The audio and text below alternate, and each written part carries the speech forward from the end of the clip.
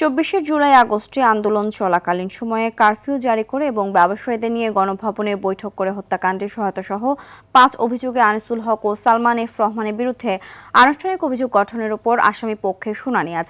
আন্তর্জাতিক অপরাধ ট্রাইব্যুনাল ১-এ হবে মামলার বিচারিক কার্যক্রম। এছাড়া এই ট্রাইব্যুনালে বিগত আওয়ামী লীগ সরকারের দীর্ঘ শাসনামলে শতাধিক গুম, নির্যাতন ও খুনের অভিযোগে সাবেক সেনা কর্মকর্তা জিয়াউল হাসানের বিরুদ্ধে করা মামলায় আনুষ্ঠানিক অভিযোগ গঠনের বিষয়ে শুনানি হবে। একই ট্রাইব্যুনালে সাক্ষ্য নেওয়া হবে জুলাই গণঅভ্যুত্থানের রাজধানীর রামপুরায় কার্নিশে ঝুলে থাকা এক ব্যক্তিকে গুলি করা সহ ২ জন হত্যা মামলায়। এদিকে ট্রাইব্যুনাল ২-এ সাভারের আশুলিয়ায় ৬ মরদেহ পোড়ানো সহ ৭ জনকে হত্যা মামলায় তদন্ত কর্মকর্তাকে জেরা করবেন আসামি পক্ষের আইনজীবীরা।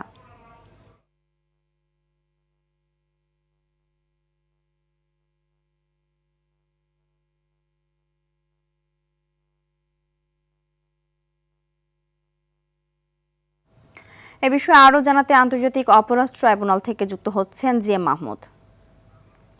মাহমুদ, বিচারিক কাজের সর্বশেষ কি অবস্থা আমাদের জানাবেন?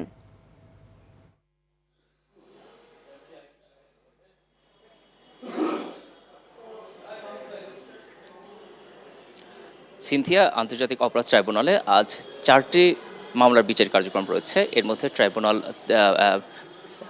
২-এ রয়েছে একটি মামলা এবং ট্রাইব্যুনাল ১-এ রয়েছে ৩টি মামলার বিচারিক কার্যক্রম।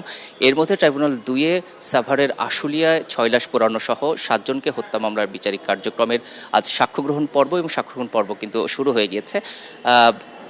তদন্ত কর্মকর্তাকে জেরা করছেন আসামি পক্ষের আইনজীবীরা। আজ দ্বিতীয় দিনের মতো জেরা চলছে। আর ট্রাইব্যুনাল ১-এ যে 3টি মামলা রয়েছে, এই মামলার বিচারিক কার্যক্রম এখনো শুরু হয়নি। আমরা অপেক্ষা করছি। তবে আমরা এই তথ্য পেয়েছি যে এই মামলার যে আসামিদেরকে কিন্তু এজলাসে ওঠানো হয়েছে এবং বিচারকরাও কিন্তু এসে উপস্থিত হয়েছে। আমরা এমন তথ্য পেয়েছি, অর্থাৎ আর কিছুক্ষণের মধ্যেই হয়তো এই মামলা 3টির বিচারিক কার্যক্রম শুরু হবে। তো আমরা ধারণা করছি হয়তো পরবর্তী সংবাদে এই বিষয়ে আরও বিস্তারিত তথ্য এবং আদালত থেকে কোনো নির্দেশনা আসে কিনা সেটি হয়তো আপনাকে জানাতে পারবো। এছাড়াও জানিয়ে রাখি, সকালে কিন্তু এসব মামলায় গ্রেপ্তার ১২ জন আসামিকে কিন্তু ট্রাইব্যুনালে আনা হয় এবং এই মামলার বিচারিক কার্যক্রমের উদ্দেশ্যেই তাদেরকে কিন্তু এখানে যে আসামিদের রাখার জায়গা আছে সেখানে রাখা হয়েছে। তো আমরা অপেক্ষা করছি, নিশ্চয়ই পরবর্তী সংবাদে এই বিষয়ে আরও বিস্তারিত তথ্য আপনাকে জানাতে পারবো। তো আপাতত আন্তর্জাতিক অপরাধ ট্রাইব্যুনাল থেকে এই ছিল আমার কাছে সর্বশেষ তথ্য। ধন্যবাদ।